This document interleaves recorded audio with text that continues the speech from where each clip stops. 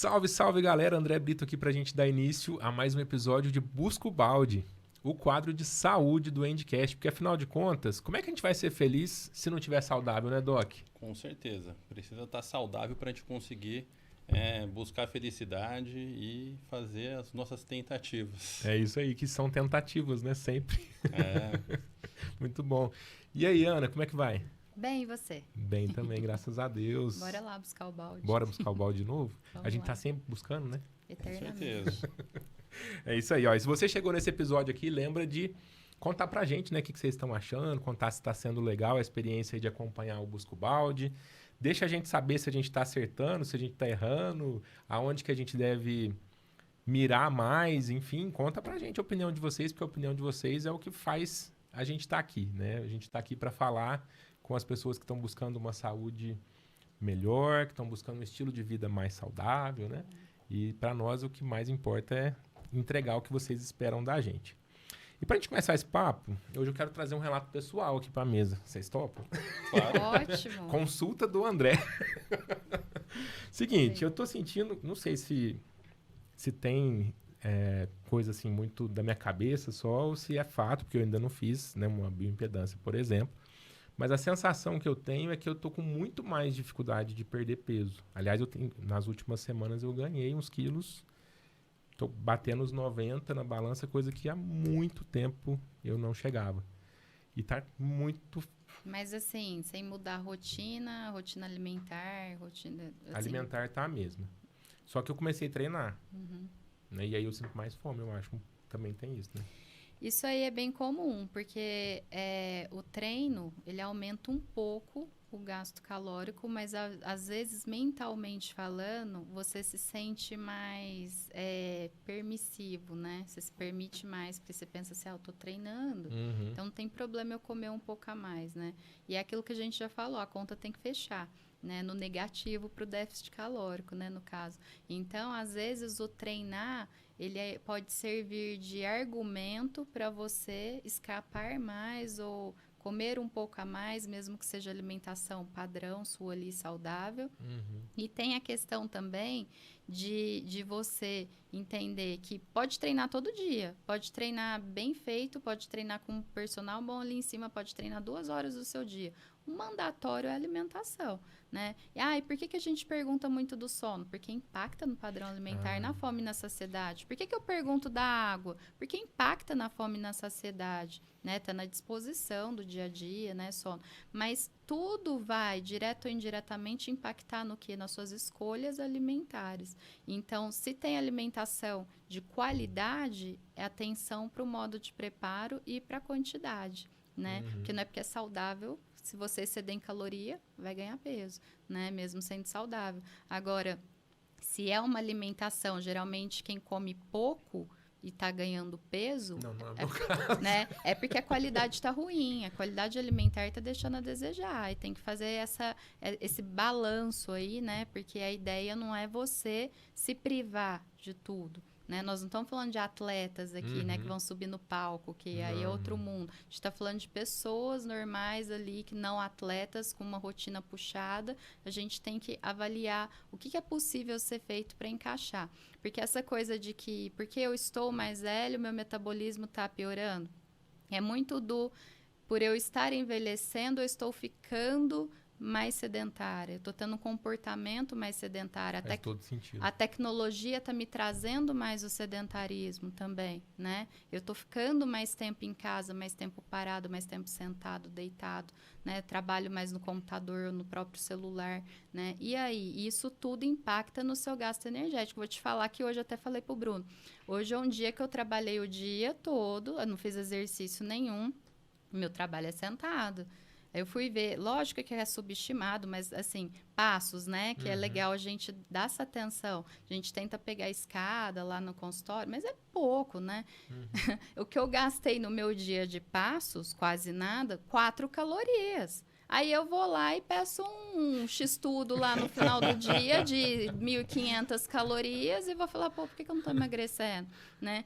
A conta não vai fechar a meu favor para emagrecimento. Então, eu tenho que ter noção do meu gasto calórico diário, né? E também do quanto eu consumo de calorias. Porque ainda que eu coma errado, se eu tiver em déficit calórico, eu vou cair peso. Mas a composição corporal não vai ficar legal. Mas A vai massa cair. magra, no caso. Então, o pessoal maluco aí que fala assim, eu vou cortar tudo, né? Eu tirei tudo da minha alimentação, porque agora eu vou emagrecer. Faz uma restrição muito importante, vai cair balança. E, às vezes, esse cair balança rápido, eles falam assim, nossa, emagreci super dando rápido. resultado. Você não tá perdendo gordura. Gordura dá trabalho para perder. Essa perda ali nos primeiros 4, 5 dias é água, musculatura, sais minerais, porque você restringiu muito. Vai baixar peso? Vai, só que o corpo vai estocar mais gordura por questão de risco nutricional. E, na verdade, você não está emagrecendo, você está engordando. Então, emagrecer é diferente de perder peso. Isso é muito importante. Legal isso. Porque eu não quero perder peso. O foco não deve ser perder peso. O foco deve ser emagrecer. Independente do meu peso na balança, o que importa é o meu percentual de gordura. Porque eu posso ter o mesmo peso e estar muito mais satisfeito com o meu corpo. E é isso que é importante. Entendi.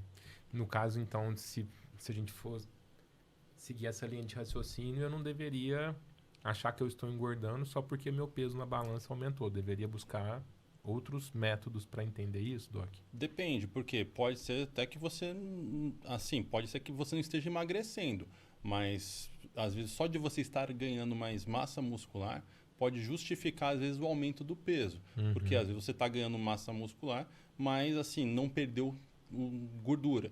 E aí acaba aumentando o peso, porque aí soma o tanto que você ganhou de massa muscular e o tanto de gordura que você já tinha. E pode ser que às vezes até ganhe um pouquinho de gordura.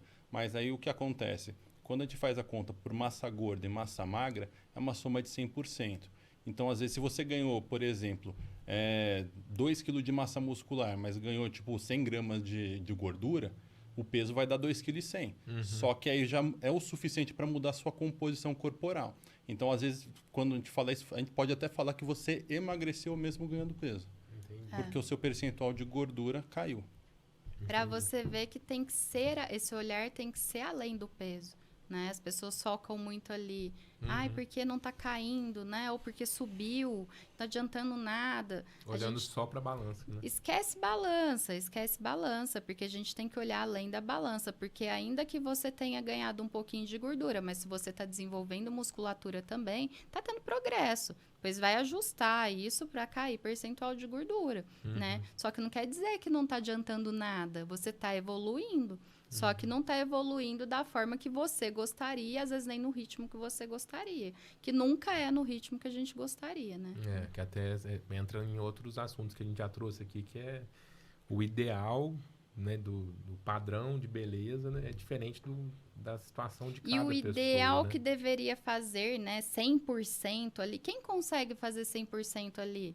Atleta, em específico para um campeonato, uma competição ali, uma coisa. Porque ele também foge, fora, em off ali, ele também foge, né? Quando ele está na vida cotidiana dele ali. Agora, quem de nós consegue fazer 100% de alguma coisa? Você consegue render 100% no seu trabalho sempre? Você consegue treinar 100% de você sempre? Você consegue bater meta de água 100% sempre? Ninguém é 100% sempre, né? A gente tem oscilações, né? E aí o que vale é o seu saldo final, né? Então, se você acerta mais do que erra, você vai gerar resultado. Só que se eu não tenho muita adesão, eu tenho que também alinhar minha expectativa e saber que vai ser mais lento, né? Porque a pessoa quer fazer pouco e quer ter muito resultado. Não vai. Se ela quer ter muito resultado e até num menor período de tempo, ela tem que ser 100%, né? Se ela não é, ela já tem que saber que ela tem que ter paciência. Boa. E eu, no meu caso, assim, eu fazia quanto quando eu estava emagrecendo? 40%, 50%, 60%. Eu nunca fiz muito. E aí, a minha média de perda de peso era 1 quilo por mês, 800 gramas. E aí, eu tinha que me perguntar. Que é bom pra caramba, né? Se for... Eu tinha que me perguntar, Ana Laura, eu queria mais rápido, tá bom, eu queria mais rápido, mas eu dou conta de fazer mais do que isso? Não dou, porque aí eu espano e não faço nada. Então, é melhor eu fazer esses 50%, 60% e estar perdendo nesse ritmo, que um ano eu perdi 12 quilos, um ano e meio eu tinha perdido 15 quilos, foi o que aconteceu, do que eu tentar puxar os meus 100% e ficar no 10% ou no 0% ali, ganhando cada vez mais peso. Então, Boa. isso que é importante. E no dia a dia, é bem comum as pessoas se frustrarem com esse tipo de constatação, assim, de aumento de peso na balança? Isso aí aconteceu inclusive comigo. Por quê? Eu sou mais focado nessa parte de performance. Aí eu estava numa situação que eu tinha que optar ou por trabalhar mais ou por treinar mais. Aí eu falei, não, a gente está começando aqui em Franca, vamos focar mais no trabalho. Aí eu reduzi a carga de treino. Falei, poxa, eu tenho personal 4 vezes na semana, então o dia que eu treino sem o personal é o dia que eu treino mais fofo. Então, não deve fazer muita diferença cortar esse dia.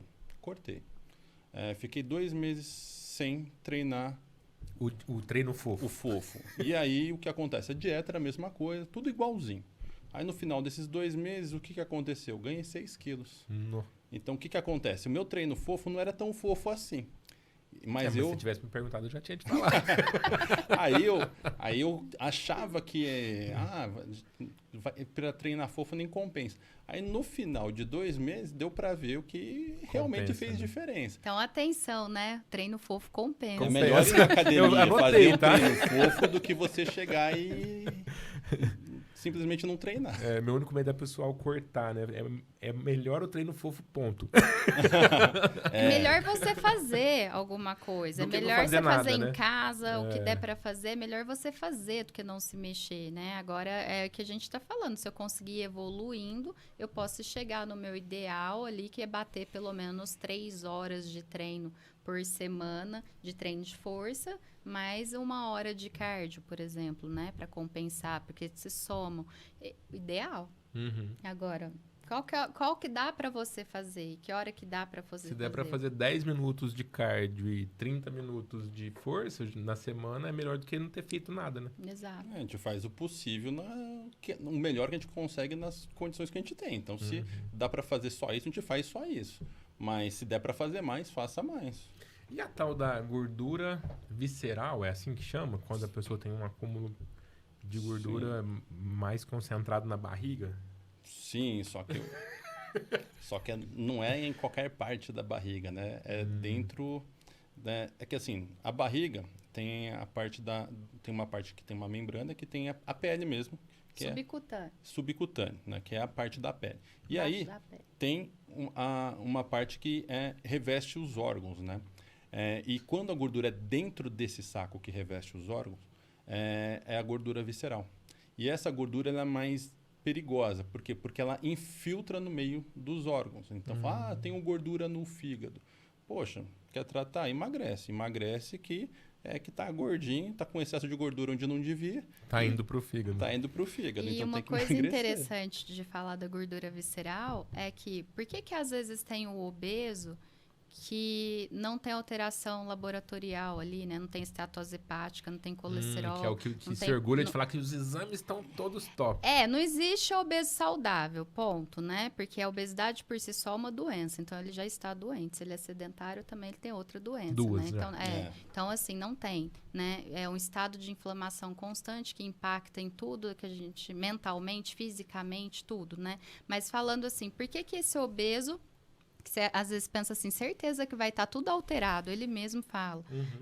Certeza que vai dar tudo ruim no meu exame. E às vezes não dá, porque ele tem uma capacidade maior de reter a gordura no subcutâneo e não infiltra tanto no visceral, entendeu? Entendi. Da mesma forma que às vezes tem um paciente aparentemente magro ou não tão obeso, sobrepeso ali, ou até aparentemente magro, mas ele não segura muita gordura no subcutâneo, vai tudo pro visceral. E aí pode vir com os exames todos alterados, sendo que ele é mais magro do que o outro, entendeu? Então, a capacidade, essa gordura que a gente não gosta, aqui que a gente vê, subcutânea, ela é protetora. Ela está tentando barrar para não infiltrar. né? E aí entra uma coisa também que deve ser pensada em quem faz a lipo, né? Porque a lipo vai tirar essa barreira de proteção, vai lipar o subcutâneo. Então, essa pessoa tem que ter atenção redobrada para alimentação, para o exercício, porque não vai para a barriga, vai para as outras regiões, só que vai infiltrar.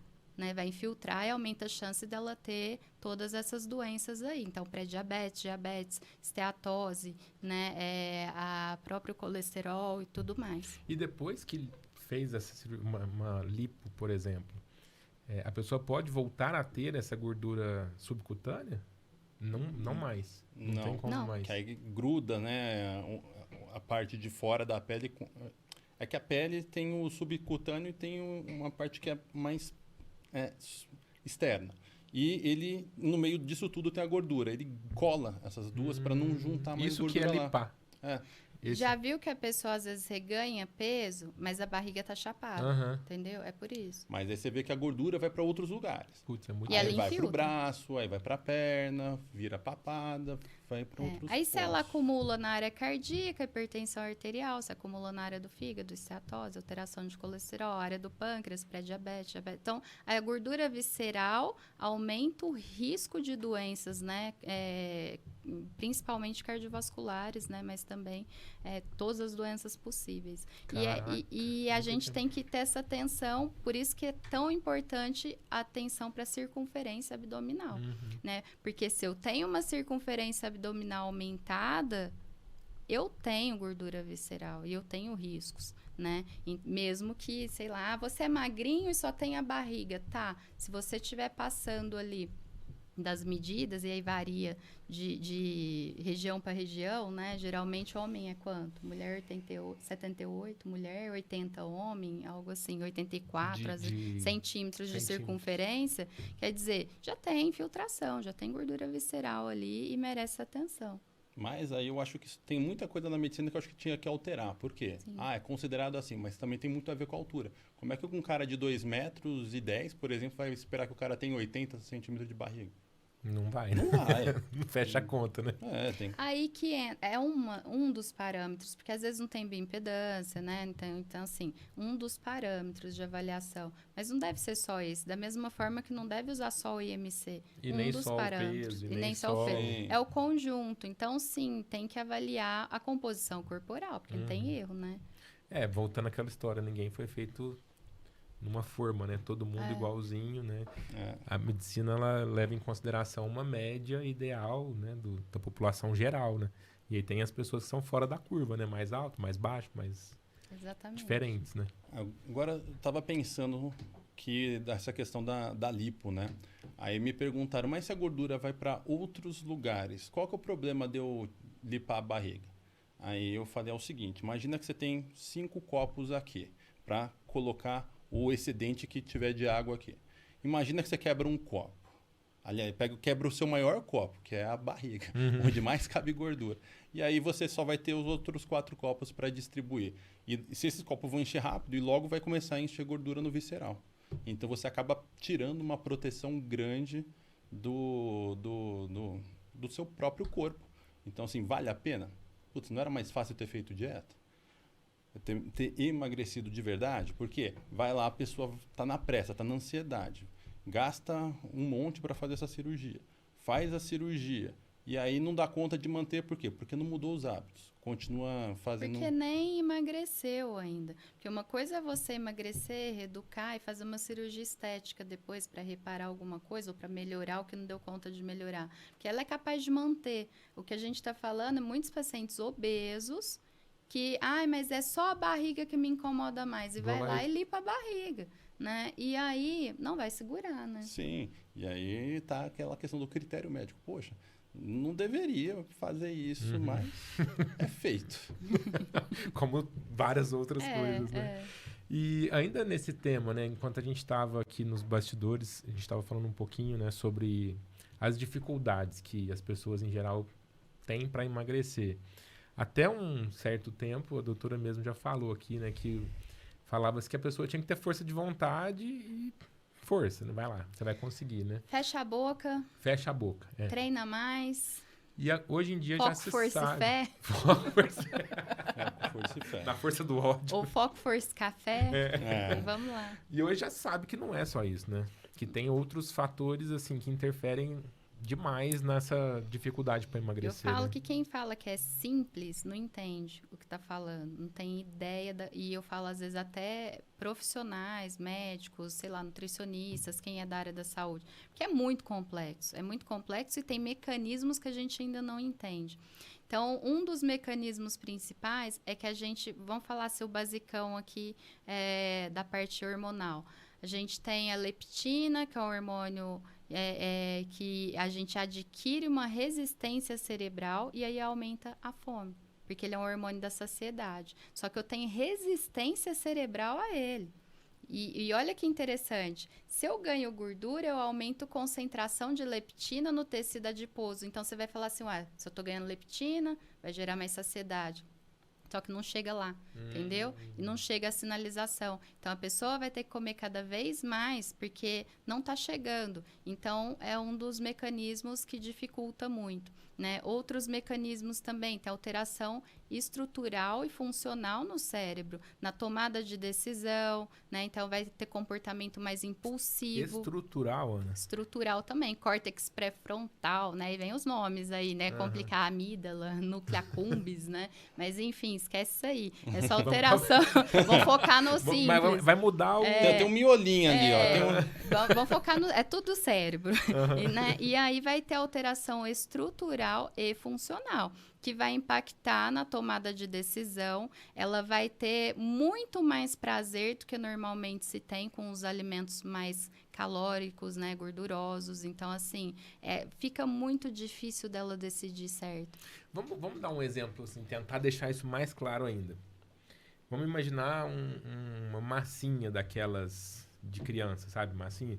Mudar estruturalmente significa que eu estou mudando... A conformação. O desenho do negócio. Então, a massinha está aqui. Você vai lá, aperta ela muda de forma... Você muda estrutural, a gente fala principalmente aí também sinapse, né? Comunicação. A gente muda comunicação, sinalização, né? Então, isso também é uma mudança. Que muda modelo chave-fechadura aí, né? Enfim, que a gente estuda lá, né? Né? Então, muda tudo. E aí, como é que eu vou falar que é simples? Como é que eu vou falar que é só fechar a boca e treinar, que é falta de força de vontade? Se acontece tudo isso no cérebro e, ao mesmo tempo, também... tem a questão de aumentar cansaço, aumentar a indisposição, aumentar as dores, né? Fica cada vez mais difícil dela quebrar aquele ciclo, né? E aí ela dorme mal, e aí ela come pior, e ela fica mais estressada, e ela fica mais insatisfeita, né? E aí ela não bebe água direito, o emocional dela altera, impacta mais ainda no comportamento alimentar. E a base principal, isso está mais do que comprovado também, não sou eu que estou falando, são todos os estudos aí, que é genético, né? Então, é uma doença com base genética, mas que, de novo, porque às vezes fala, se é genético, não tem o que ser feito, né? O ambiente molda. E o que a gente estava até falando aqui antes de começar, né? O ambiente hoje, então, os profissionais, os pesquisadores, os profissionais aí de renome, eles estão chamando atenção para a questão do comércio, das empresas, que elas também têm uma responsabilidade social sobre os produtos que elas vendem, os alimentos que elas vendem. O marketing poderosíssimo que elas fazem sobre aquilo que não é nada saudável, cercando a pessoa por todos os lados, né? Fazendo elas escolher errado, sendo que ela já tem uma tendência altíssima a escolher errado o tempo inteiro. A pessoa já tá com essa vontade, aí sai para comer e vê uma propaganda num outdoor brilhante de um lanche que tá delicioso ali, né? Aí já aumenta a vontade. Poxa, anda, né? No lugar que tem muito outdoor. Você vê propaganda de salada de fruta, você vê propaganda de pratão de salada. Venha comer aqui no nosso restaurante com pratão de salada. Não, né? É carne gordurosa no espeto, é fritura, é Big Mac, né? Sei lá, né? Combos, né? Então, assim, milkshake. Então, o ambiente também tá favorecendo as escolhas, né? A gente fala ambiente obesogênico, né? Hoje, que é o molda a gente. E começa em casa, porque você molda o seu ambiente em casa ali, com tudo que você não deveria comer o tempo E inteiro. tem lá à disposição, né? Porque dispara aqui o tempo inteiro para você, né? Chega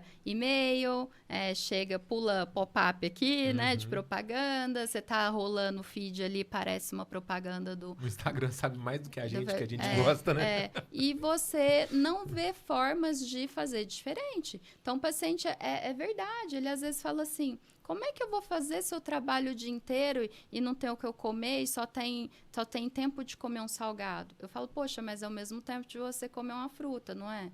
E ele não pensa nisso. É porque o cérebro tá manipulando ele, entendeu? Não é que ele é malandro. Entendeu? Ele tá fingindo que ele não sabe. Não, a obesidade está manipulando ele. Entendi. A gente poderia usar o termo epigenética, é esse ambiente, a epigenética? Na verdade, a epigenética é a alteração que a gente tem no DNA por conta de fatores ambientais. Entendeu? Fatores ambientais. Então, a gente pode ter modificações que são funcionais, estruturais no corpo, né? Porque... a gente pode, eu falo que é igual assim, o gene é um interruptor de luz, vamos simplificar, né? Eu posso ativar ou inativar ele. Então, eu tenho o gene da obesidade, o FTO, que é o principal lá.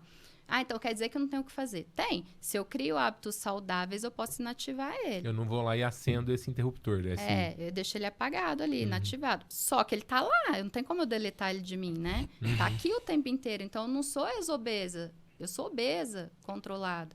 Eu tô controlada hoje, mas eu sou obesa, porque eu posso ativar esse interruptor ali a qualquer momento se eu voltar a ter hábitos desegrados, né? E o meu corpo vai bater o máximo que eu já pesei. Então, eu sempre falo para o paciente, guarda o seu peso máximo.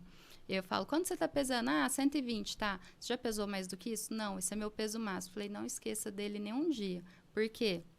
Seu corpo vai acordar todos os dias querendo voltar para ele. Não. Isso é como é obesidade. Se fosse uma meta do corpo chegar naquele número de novo. Então, eu acho importante trazer essa conscientização para a população, quebrar esses estigmas com a obesidade. Por quê? Porque muitas vezes só comer direito e fazer exercício não vai ser suficiente porque a pessoa não consegue ter adesão suficiente. Porque é tudo isso influenciando ela o tempo inteiro. E o que ela precisa para conseguir? Medicamento, né? É uma doença que requer tratamento, né? Então, se ela tem uma base, às vezes, mais importante, ali, emocional, ela precisa da terapia, e ela precisa, às vezes, da medicação psiquiátrica, do acompanhamento, para poder gerar uma resposta comportamental, né? Se não é o principal, se é, vamos falar assim, um transtorno alimentar não linkado ao emocional, um hábito de comer demais por ser o hábito mesmo, eu vou entrar com uma medicação que vai atuar na saciedade, porque se eu tenho dificuldade de ação do hormônio da saciedade, que não está chegando, eu vou pensar numa medicação que vai aumentar a saciedade. Eu preciso dessa sinalização. Então, aquela coisa do vamos comer consciente, né? Sinta o seu sinal de saciedade. O obeso está alterado, está bugado. Está bugado. Então, até ele sentir o sinal de saciedade, ele já bateu 3.000 calorias, 4.000 calorias, entendeu? Então, não dá para ser assim. Eu preciso, muitas vezes, e isso um doutor Márcio Mancini, que escreve Tratado de Obesidade e está aí cabeçando várias pesquisas, fala, de cada 20 pacientes, eu vou precisar de uma ajuda medicamentosa de alguma espécie em 19 deles. É quase a totalidade. E por isso que está chegando cada vez mais medicamentos. Por quê? Porque o medicamento não vai funcionar para todo mundo, né? Senão, bastava ter inventado, sei lá, sibutramina lá atrás e tudo certo. E todo mundo né? ia emagrecer e bem nunca mais manter... ia ter obesidade. Então, cada vez mais, por quê? Porque às vezes não vai funcionar para todo mundo, não é indicado para todos os perfis, então estão tentando criar novas associações, novas drogas para tentar combater a obesidade. E às vezes uma não vai ser o suficiente, às vezes vai precisar de 2 ou de 3, ou às vezes vai precisar da cirurgia, e às vezes vai precisar da cirurgia e de medicação. Então nós estamos falando de uma batalha que é para a vida inteira, e nós estamos falando de uma batalha que é muito injusta. né? E que eu vou precisar, às vezes, de várias ferramentas. E até de vários profissionais Isso, também, né? multidisciplinar. Então, psicólogo, psiquiatra, o endocrinologista, o nutricionista, o personal trainer, né? Às vezes, que nem a gente tem lá, personal chef, por quê? Para ajudar a montar a logística daquilo ali, porque o paciente fala, tá bom, isso aqui que eu tenho que comer, mas como é que eu vou aplicar isso no meu dia a dia? E é igual, eu fico imaginando assim, eu faz 40 anos, 42 na verdade, que eu tenho um hábito de comer as coisas que eu como. Amanhã eu não vou acordar com um hábito diferente.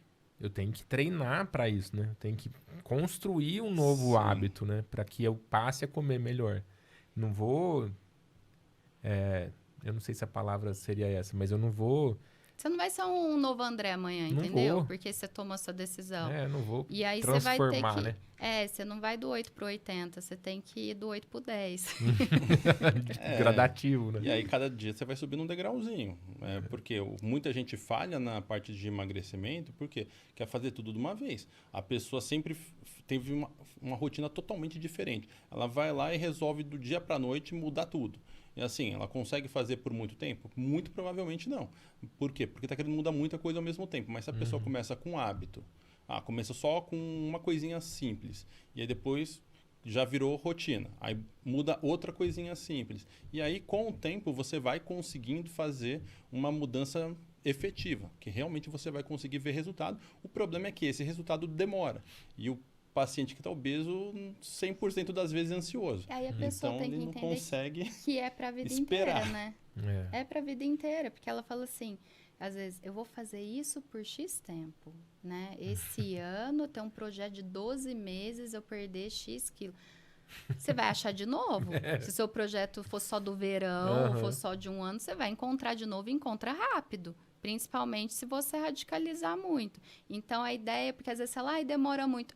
Mas é para sua vida inteira. Você vai ter que fazer isso a sua vida inteira. Você vai ter que fazer isso por muitíssimo tempo, né? E a pessoa... Espera-se, né? Ela quer Quanto um mais mês, tempo, melhor, né? Sim. Aí, uma das coisas que apareceu lá no consultório, uma mulher querendo emagrecer com bariátrica. Já tentei.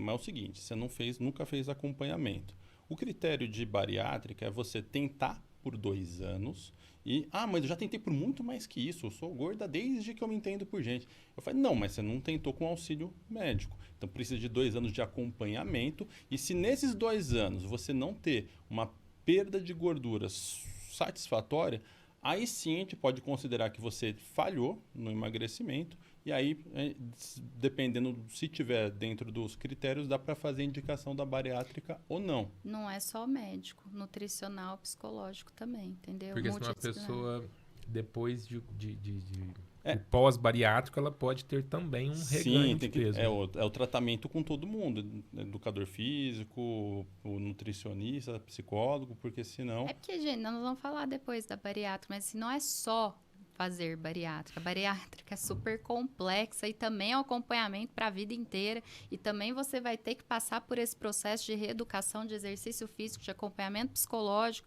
porque senão não vai ser sustentável também. Nós estamos falando de uma doença que não vai sair da gente, que é para a vida O inteira. interruptor tá lá, né? Tá lá, pronto para ser ativado. Mas aí é um negócio que eu achei interessante. Por quê? A bariátrica, o que é? É uma resposta mecânica para um problema psicológico, tá? E aí, o que eu vi recentemente? Eu vi no Instagram, eu não tive tempo de clicar, mas eu vou atrás dessa notícia, fizeram uma primeira cirurgia no cérebro para controle de obesidade. Aí eu tô muito interessado para ver o que vai acontecer de acompanhar esse caso aí. Talvez agindo aí na causa, né, primária, sei lá. Inclusive o que os medicamentos que estão chegando estão buscando, né? Atuar não. Por que eles estão tendo uma resposta melhor? Porque nós estamos tendo pela primeira vez uma linha de medicação que atua no sistema nervoso central. Não tinha até então, né? Então, aí sim a gente tá tocando o dedo ali na ferida, né? Na raiz do problema ali. Eu tô indo ali na onde tudo começa, né? E que impacta no organismo como um todo. Só que, isso que o Bruno falou é importante, nós vamos falar depois mais a fundo da bariátrica, mas eu não opero o cérebro, né? A gente ajuda de forma mecânica aqui, dá uma segurada. Um estímulo para a pessoa ter Né? uma oportunidade de Que mudar, é né? gerar saciedade mais rápido, retardar esvaziamento gástrico, enfim. E para ela conseguir comer menos. Só que se ela não tiver esse trabalho mental, psicológico, esse suporte, entender como que ela tem que trabalhar com esse processo para ter sucesso, ela vai ter sucesso nos primeiros 2 anos e ela vai ter reganho dali para frente, né? Por quê? Porque o trabalho tem que ser feito Sim. aqui, né? Eu tô vendo que a gente vai ter que ter mais episódios para falar sobre emagrecimento. Um episódio de Busca o Balde não é o suficiente. É muito Não, é pouco. muito extenso. Esse assunto aí dá pra... Bom, então acho que a gente, por hoje, né, a gente encerra aqui, mas sabendo que tem muito assunto ainda para falar sobre emagrecimento, sobre essa busca constante aí por ter um hábito mais saudável, né? E se você acompanhou a gente até aqui, tá assistindo a gente pelo YouTube, não for inscrito no canal, aí não tem bariátrica, não tem... Não tem solução. Tem que inscrever no canal, primeiro critério, né? Para não ativar o interruptor. Vai lá. ativar seu interruptor. Então se inscreve, deixa aqui pra gente um curtir, se você curtiu, lógico. Conta pra gente o que você achou desse episódio aqui nos comentários também. Se você acompanhou a gente, ou só por áudio, porque tem uma galera assistindo a gente só por áudio nas viagens da vida aí, já recebi esse feedback. Então quem tá aí na estrada escutando a gente, lembra de seguir a gente aqui no Spotify também. Deixa 5 estrelinhas que você ajuda o algoritmo a entregar esse conteúdo para mais pessoas que também estão querendo buscar o balde. Esse é o Busca o Balde, o quadro de saúde do Endcast. A gente se vê no próximo episódio. Até. Até mais. Até. Valeu!